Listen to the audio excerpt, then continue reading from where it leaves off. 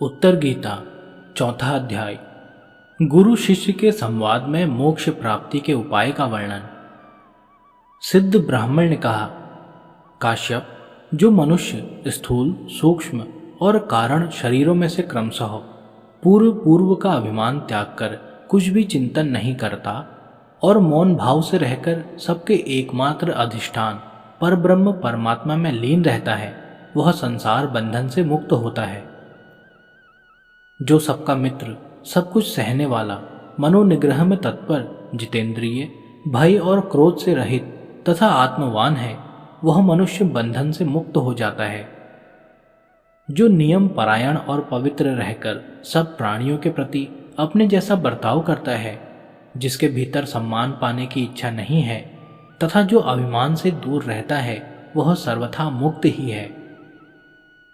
जो जीवन मरण, सुख दुख, लाभ हानि तथा प्रिय अप्रिय आदि द्वंद्वों को संभाव से देखता है, वह मुक्त हो जाता है। जो किसी के द्रव्य का लोभ नहीं रखता, किसी की अवहेलना नहीं करता, जिसके मन पर द्वंद्वों का प्रभाव नहीं पड़ता और जिसके चित्त की आसक्ति दूर हो गई है, वह सर्वथा मुक्त ही है। जो किसी को अपना मित्र, बंधु या संतान नहीं मानता, जिसने सकाम धर्म, अर्थ और काम का त्याग कर दिया है तथा जो सब प्रकार की आकांक्षाओं से रहित है, वह मुक्त हो जाता है।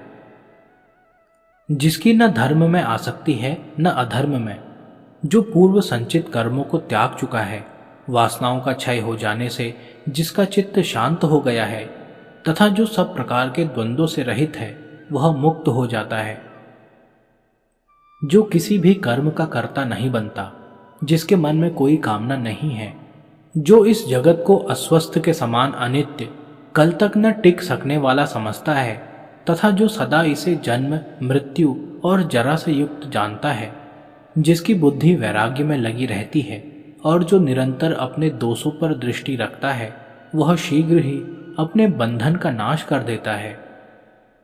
जो आत्मा को गंध, रस, स्पर्श, शब्द, परिग्रह, रूप से रहित तथा अज्ञेय मानता है, वह मुक्त हो जाता है। जिसकी दृष्टि में आत्मा 5 भौतिक गुणों से हीन, निराकार, कारण रहित तथा निर्गुण होते हुए भी माया के संबंध से गुणों का भोगता है, वह मुक्त हो जाता है। जो बुद्धि से विचार करके शारीरिक और मानसिक सब संकल्पों का त्याग कर देता है, वह बिना ईंधन की आग के समान धीरे धीरे शांति को प्राप्त हो जाता है। जो सब प्रकार के संस्कारों से रहित, द्वंद्व और परिग्रह से रहित हो गया है तथा जो तपस्या के द्वारा इंद्रिय समूह को अपने वश में करके अनासक्त भाव से विचरता है, वह मुक्त ही है। जो सब प्रकार के संस्कारों से मुक्त होता है, वह मनुष्य शांत, अचल, नित्य, अविनाशी एवं सनातन परब्रह्म परमात्मा को प्राप्त कर लेता है। अब मैं उस परम उत्तम योग शास्त्र का वर्णन करूंगा, जिसके अनुसार योग साधन करने वाले योगी पुरुष अपने आत्मा का साक्षात्कार कर लेते हैं। मैं उसका यथावत उपदेश करता हूं।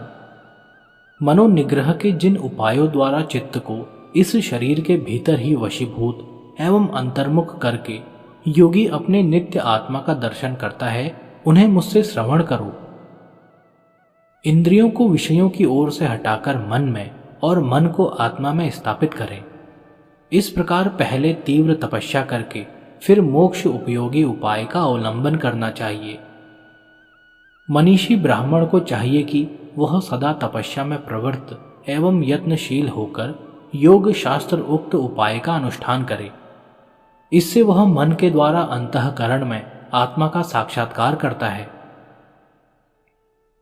एकांत में रहने वाला साधक पुरुष यदि अपने मन को आत्मा में लगाए रखने में सफल हो जाता है, तो वह अवश्य ही अपने में आत्मा का दर्शन करता है। जो साधक सदा संयम परायण, योग युक्त, मन को वश में करने वाला और जितेंद्रिय है, वही आत्मा से प्रेरित होकर बुद्धि के द्वारा उसका साक्षात्कार कर सकता है। जैसे मनुष्य सपने में किसी अपरिचित पुरुष को देखकर जब पुनः उसे जागृत अवस्था में देखता है, तब तुरंत पहचान लेता है कि यह वही है। उसी प्रकार साधन परायण योगी समाधि अवस्था में आत्मा को जिस रूप में देखता है उसी रूप में उसके बाद भी देखता रहता है।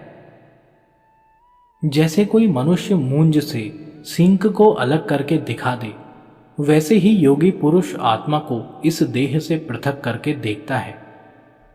यहां शरीर को मुंज कहा गया है और आत्मा को सींग। योग वेत्ताओं ने देह और आत्मा के प्राकृत्य को समझने के लिए यह बहुत उत्तम दृष्टांत दिया है। देहधारी जीव जब योग के द्वारा आत्मा का यथार्थ रूप से दर्शन कर लेता है, उस समय उसके ऊपर त्रिभुवन के अधीश्वर का भी आधिपत्य नहीं रहता।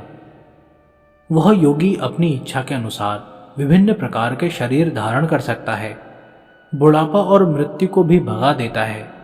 वह न कभी शोक करता है न हर्ष। अपनी इंद्रियों को वश में रखने वाले योगी पुरुष देवताओं का भी देवता हो सकता है।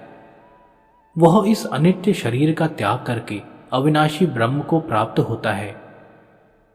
संपूर्ण प्राणियों का विनाश होने पर भी उसे भय नहीं होता। सबके क्लेश उठाने पर भी उसको किसी से क्लेश नहीं पहुंचता।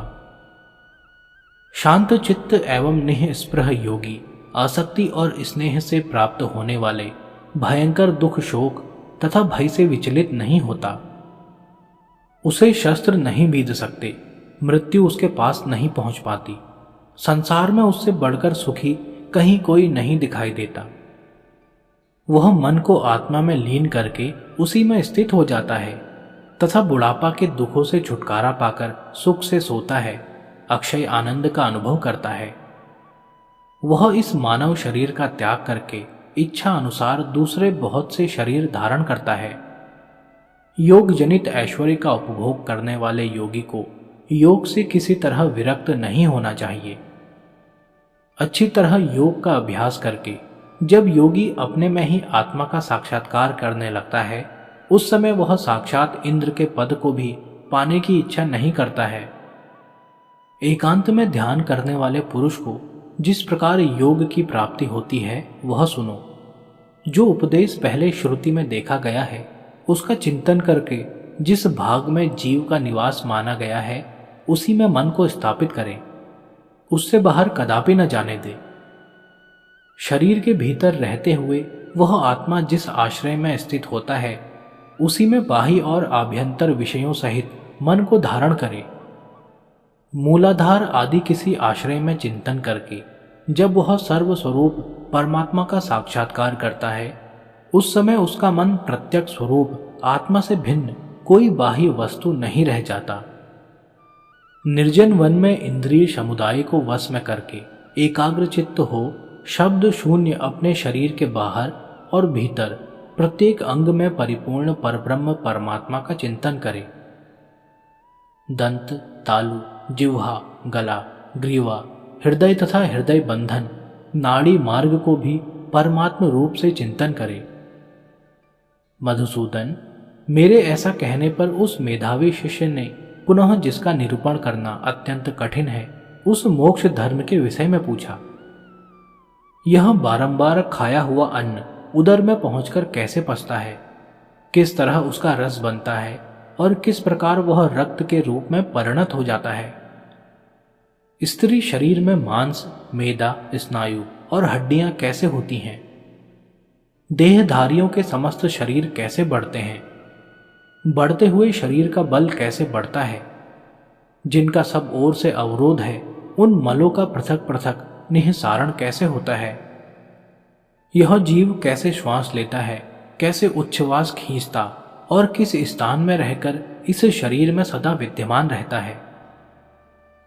चेष्टाशील जीवात्मा इस शरीर का भार कैसे वहन करता है, फिर कैसे और किस अंग के शरीर को धारण करता है। निष्पाप भगवान, यह सब मुझे यथार्थ रूप से बताइए।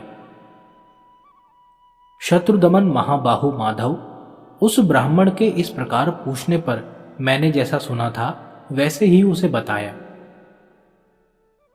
जैसे घर का सामान अपने कोटे में डालकर भी मनुष्य उन्हीं के चिंतन में मन लगाए रहता है, उसी प्रकार इंद्रिय रूपी चंचल द्वारों से विचरने वाले मन को अपनी काया में ही स्थापित करके वहीं परमात्मा का अनुसंधान करें और प्रमाद को त्याग दें। इस प्रकार सदा ध्यान के लिए प्रयत्न करने वाले पुरुष का चित्त शीघ्र ही प्रसन्न हो जाता है और वह उस परब्रह्म परमात्मा को प्राप्त कर लेता है, जिसका साक्षात्कार करके मनुष्य प्रकृति एवं उसके विकारों को स्वतः जान लेता है।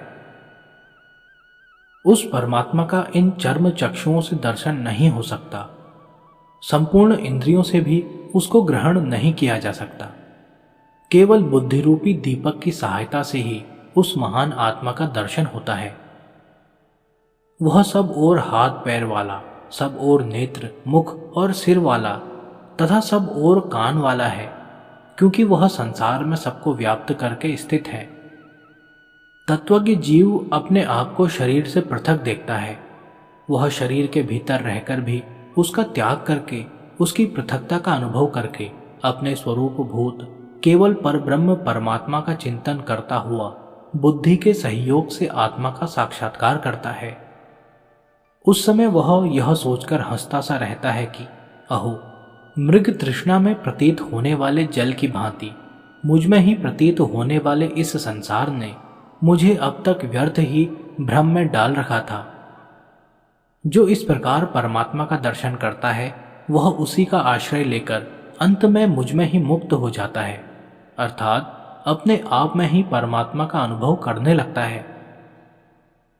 द्विज श्रेष्ठ, यह सारा रहस्य मैंने तुम्हें बता दिया। अब मैं जाने की अनुमति चाहता हूं। विप्रवर, तुम भी सुखपूर्वक अपने स्थान को लौट जाओ। श्री कृष्ण, मेरे इस प्रकार कहने पर वह कठोर व्रत का पालन करने वाला मेरा महातपस्वी शिष्य ब्राह्मण कश्यप इच्छा अनुसार अपने अभीष्ट स्थान को चला गया। भगवान श्री कृष्ण कहते हैं, अर्जुन, मोक्ष धर्म का आश्रय लेने वाले विसिद्ध महात्मा श्रेष्ठ ब्राह्मण मुझसे यह प्रसंग सुनाकर वहीं अंतर्ध्यान हो गए। पार्थ, क्या तुमने मेरे बताए हुए इस उपदेश को एकाग्रचित्त होकर सुना है?